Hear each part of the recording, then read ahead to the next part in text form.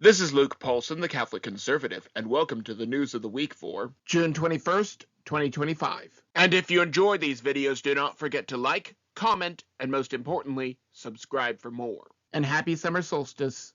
The Monarchy Party fights kings. The party that crowned Kamala Harris as their nominee without a convention is worried about America having a king. Thankfully, America does not have a king who is trying to overthrow President Trump. He remains our duly elected president. The same party that organized this protest also forbade people from leaving their homes, going to church, opening their business, or even children going to school as they normally would. The same party that targeted political movements for harassment by the IRS, who wiretapped the Associated Press, and even forced people to buy a service or use a drug that they found morally reprehensible. The fact that these people can protest at all proves that we do not live in an autocracy. Nations that actually have an authoritarian king do not allow protests, especially in the middle of a parade celebrating the 250th anniversary of the United States Army.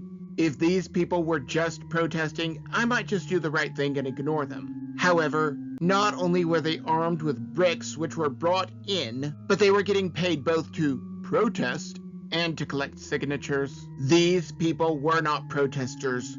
They were rioters. Never forget the distinction. Now, where is all of the money for these riots coming from this time? While Soros might still have his hand in this pie, the actual culprit is homegrown and is a lot closer than you may think. Walmart funds riots. For those of you who do not know who this is, let me introduce you to Christy Walton. She is the Walmart heiress and has been funding these riots in Los Angeles. The rioters were given bionic face shields, and these are not cheap. They are designed to protect the wearer from dangerous chemicals and debris. Chemicals, perhaps, such as tear gas to disperse the crowds of rioters, and debris, perhaps, such as rubber bullets to stop people from dropping bricks. Either way, the obvious question to everyone was, who was funding these masks? It turns out that there was a lot of dark money involved, as I implied a moment ago. However, Miss Walton is clearly the main culprit. Conservatives have called for boycotts of the company in response, and we will see what happens. Something tells me that most of the people that she was financing could not pass a background check anyway. And since they either could not get guns, would never know how to use them, or are scared of them, they use bricks instead. Although it has been said many times, many ways, the problem is not with the weapons. The problem is with the heart of man, which is deceitfully wicked above all things. With that being said, let us go from LA to LA. Louisiana Self-Defense. What has also been said many times by yours truly is, the Second Amendment saves lives. A present bill going through Louisiana would expand gun rights after the good-for-nothing gun grabbers took them away. The bill would allow people who are watching a parade to have their concealed weapon on their person. I hear that they are also trying to allow guns in schools. The only way to stop a school shooter is with a bullet in their head. I really do not see why any of this is up for debate. The gun grabbers keep trying small things, hoping that we would agree to them, and now we are in the current mess. Did you know that if you shorten a dog's chain one link at a time, he might not even notice? The same is true of our rights and liberties. The First Amendment is first for a reason. The Second Amendment exists in case the first one falls. People have every right to defend themselves. And the same is true of Israel. Iran deals with a lion. I have been wrong plenty of times in my life, and when I am wrong, I try to admit my mistake. Last week I said that Israel attacking Iran's nuclear facilities might be a mistake. After all, Prime Minister Netanyahu has been making failed predictions for years about Iran's nuclear capabilities. Despite this, Israel launched Operation Rising Lion to deal with Iran's nuclear capabilities. A series of strikes took out not only key facilities for nuclear enrichment, but several military bases as well. After Ukraine's drone strike, Russia was emboldened. Now after this, Iran is offering terms of peace. President Trump vetoed a plan to go and assassinate the supreme leader of Iran, refusing to open that can of worms. Netanyahu claims that a regime change as a result of all of this might happen, although that was not a part of the plan. While we are already in international news, let us go to Hungary.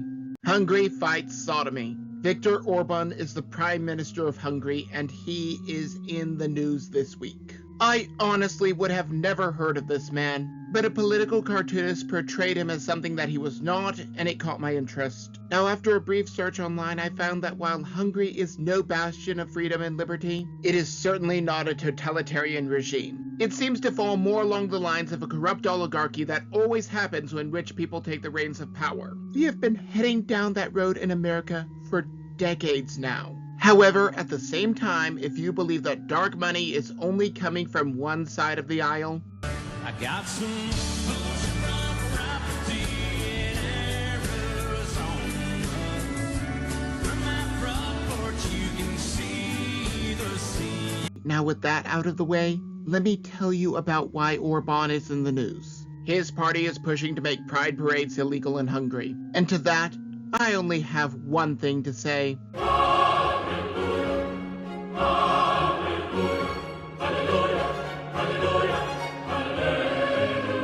Some of the things that the individuals at these parades do are not safe for children. While I am tempted to tell you about a lot of the things that are there, this is a small channel and I do not have the backing should it get taken down. But suffice it to say, some X-rated things happen at some of these parades. But you might be saying, what about free speech? As soon as these people who call this free speech let an 8-year-old watch a Final Destination movie, without being concerned about the rating, we can talk.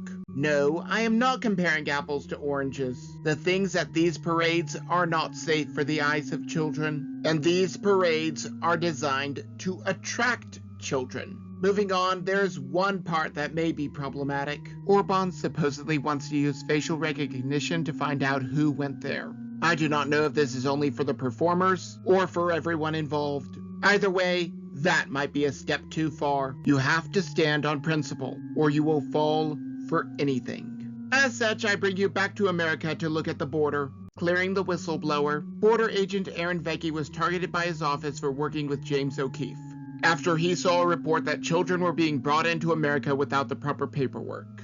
Vecchi decided to act. He showed that people being brought across the border were not being properly protected from the elements. This is not just the incredible temperatures of 115 degrees Fahrenheit during the day, but the unbearably frigid temperatures at night. People from multiple religious groups were all fighting for the little bit of shade that was there, and it supposedly even turned violent. Now this was all under the porous border of the Biden administration, where there were so many people coming through that they could not be processed with any due speed. He was terminated from his position, but from what I can tell, now he has been restored as if it never happened.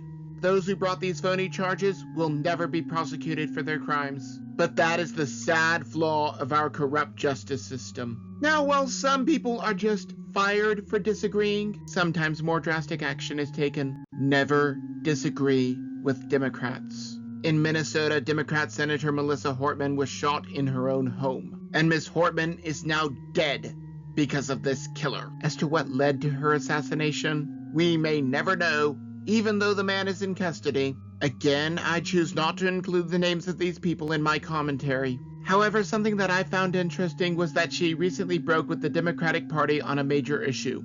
Hortman voted to repeal taxpayer-funded healthcare for the illegals. I am not sure why they would be getting this in the first place, but I digress. As I understand, this vote happened on the 13th, and she was shot on the 14th. That does not leave much room for coincidence. I cannot prove the reason, and the shooter's manifesto leaves this conclusion in doubt.